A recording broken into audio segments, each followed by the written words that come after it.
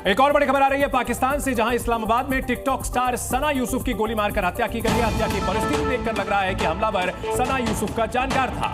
मेहमान बनकर घर में दाखिल हुआ था। सना यूसुफ की लाखों की संख्या में फैन फॉलोइंग थी और हमलावर G13 सेक्टर में मौजूद सना यूसुफ के घर में दाखिल हुआ और उस पर अंधाधुंध गोलियां बरसाई गई। उसके बाद हमलावर फरार हो गए। गोलियां बरसाने वाला हमलावर अभी तक पुलिस की गिरफ्त में नहीं आया है और ना ही हत्या की वजह सामने आई है। सना यूसुफ, जो कि काफी मशहूर टिकटॉकर थी, सोशल मीडिया पर उसके लाखों फॉलोअर्स थे और देखिए तस्वीरें भी सामने आई हैं। उसके हर एक वीडियो पर फॉलोअर्स लगातार रिस्पॉन्ड करते थे, लेकिन एक हमलावर ने उसकी बेरहमी से उसके घर में घुस करके हत्या कर दी है। और यहां हैरान करने वाली बात है कि अब तक हमलावर के बारे में कोई सुराग पुलिस को नहीं मिला है, पकड़ा नहीं गया है।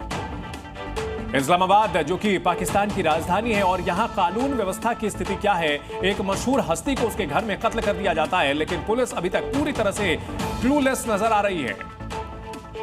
तो ये बड़ी जानकारी है। पाकिस्तान में टिकटॉक स्टार की हत्या कर दी गई है। हत्या की वजह अभी तक साफ नहीं है। जो आरोपी हैं वो पुलिस की गिरफ्त से दूर है, लेकिन सना के घर में घुसकर उन्हें गोली मारी गई है और ये पहली बार में देखकर ऐसा लगता है कि कोई जानने वाला ही था जिसने इस हत्याकांड को अंजाम दिया।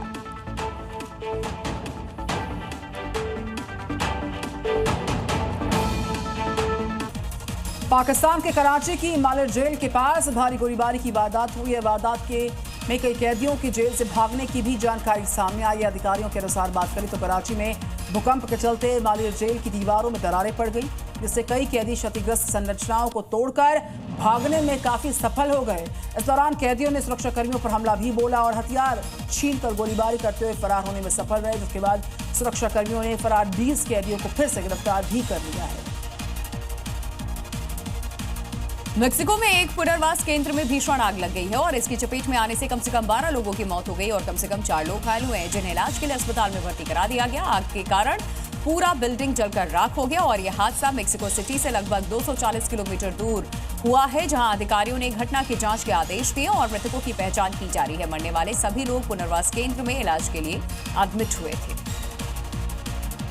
गाजा में इजरायली हमले लगातार बरकरार हैं। कई अटैक्स की बात करें, ये लगातार कई इलाकों में देखे गए। इजरायली एयरफोर्स ने भारी बमबारी की है, जिसके चलते इलाके में भारी तबाही का मंजर है। हमले के बाद आसमान में काला धुआं उठता दिख रहा है। साथ ही एक दिन पहले की बात है, इसी इलाके में इजरायल ने एक घर को टारगेट किया था, बमबारी की थी, 14 लोगों की इस हमले में जान गई थी।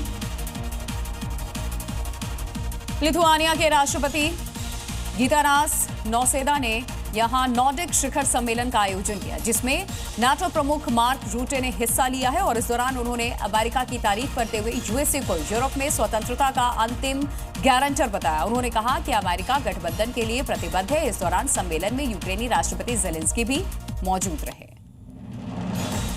यूक्रेन के साथ युद्ध के बीच रूस की सेना को एक बार फिर से बड़ा झटका लगा है। रूस के यानीनो में सेना को रक्षा सामान सप्लाई करने वाली एक फैक्ट्री में भयंकर आग लग गई है। बिल्डिंग में तेल और पेंट होने के चलते आग तेजी के साथ फैल गई, जिसके कारण लाखों रुपयों का नुकसान हुआ।